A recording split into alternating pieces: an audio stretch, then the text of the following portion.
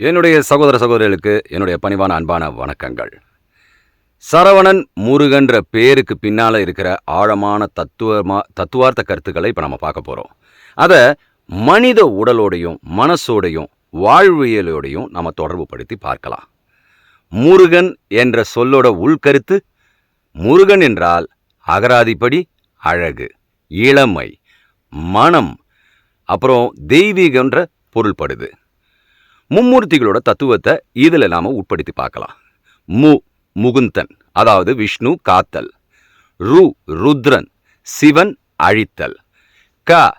கமலத்தில் உதித்த பிரம்மன், அதாவது அவரு படைப்பு கடவுள்.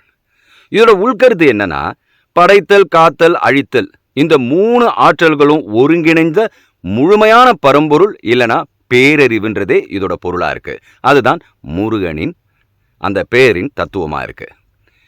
முருகன் ஞானத்தின் வடிவம். மனிதனோட 6வது அறிவே முருகன் அப்படின்னு ஆன்மீகத்தில் உருவகப்படுத்தப்படுது.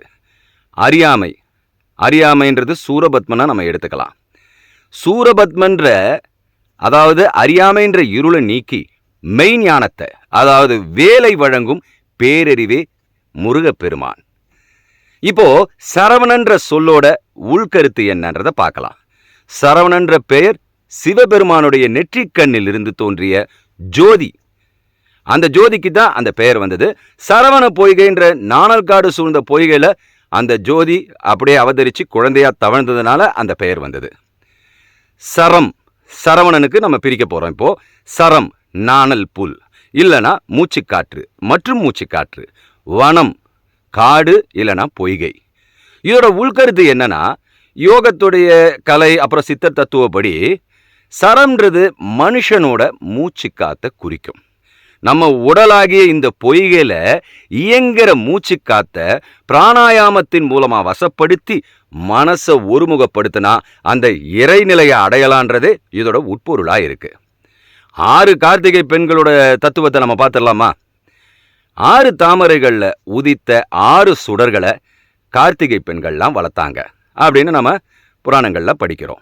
அப்புறம் பார்வதி தேவி அது எல்லாத்தையும் ஒன்னாக்கி அனைத்து கந்தன்னு, அதாவது கந்தன்னா ஒன்றிணைக்கப்பட்டவன் அர்த்தம். அதை ஒன்றிணைத்ததனால் அந்த பெயர் வருது, கந்தன்ற பெயர். இதோட உள்கருத்து என்னன்னா, மனுஷனோட 5 புலன்கள் மெய், வாய், கண், மூக்கு, செவி மற்றும் 6வது அறிவான மனம், அதாவது சிந்தனை அறிவு, இந்த 6ஐயும் ஒருங்கிணைச்சு இறைநிலையை அடையிறதே சரவணன் என்கிற தத்துவம். சரவண பவ அக்ஷர தத்துவம். இந்த மந்திரத்தோட உள்கருத்து என்னன்னா, சரவணபவ என்னும் 6 எழுத்து மந்திரத்தின் ஒவ்வொரு எழுத்துக்கும் உள்ளர்த்தம் உண்டு. அது என்னன்றதை நாம இப்ப பார்க்கலாம். செல்வம், அதாவது சா என்ற எழுத்துக்கு செல்வம், நற்பேரு. ரா என்கிற எழுத்திற்கு ரகசியம், அது இல்லாம யோகத்துல ஆன்மீக ஒளி. வா என்கிற எழுத்துக்கு வளம், வாழ்க்கையின் வளம். அப்புறம் வசியம், ஈர்ப்புத்தன்மை, அதாவது ஞானத்தை ஈர்க்கும் தன்மை. ந என்பது பகை நீக்கம், அதாவது அறியாமை அழிதல். பா என்பதற்கு பக்தி, பாபட்சயம், பாவத்தை போக்குதல். வா என்பதற்கு வசுக்கள், அதாவது உலக இன்பம். சுருக்கமா சொல்லணும்னா, சரவணன் முருகன்றது வெறும் ஒரு உருவம் மட்டுமே இல்லை. அது மனுஷனோட ஆன்ம இயக்கம், பிராணசக்தி, அதாவது மூச்சு, அப்புறம் அறியாமையை ஜெயிக்கிற மெய்ஞானம், அதாவது பியூர் கான்சியஸ்னஸை குறிக்கிற குறியீடா இருக்கு.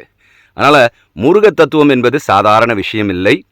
ஓம் சரவணபவ என்று சொல்லியிருப்போருக்கு அபாயம் ஒரு நாளும் இல்லை. ஓம் நம சிவாய என்று சொல்பவருக்கும் அபாயம் இல்லை.